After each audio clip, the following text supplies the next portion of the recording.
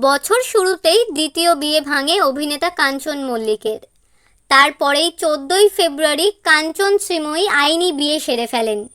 বয়সে অনেকটাই ছোট শ্রীময়ী, তাই জন্য অনেকেই তাকে কাঞ্চনের কচি বউ বলে কটাক্ষও করেন। কিন্তু জামাই ষষ্ঠীর দিন শ্রীময়ী দুঃখ প্রকাশ করে তাদের হানিমুন না হওয়া নিয়ে। তবে এবার অভিনেত্রীর সেই দুঃখ ঘোচালেন বর কাঞ্চন। চাঁদনি রাতে একসাথে দেখা পাওয়া গেল কাঞ্চন শ্রীময়ীর।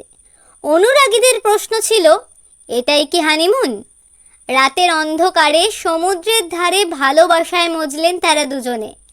কাঞ্চনের গায়ে ছিল সাদা শার্ট আর শ্রীময়ী পরেছিলেন নীল কুর্তা, দুহাতে শাঁখা পলা, সিথি ভর্তি সিঁদুর। তবে এটা কিন্তু হানিমুন নয়।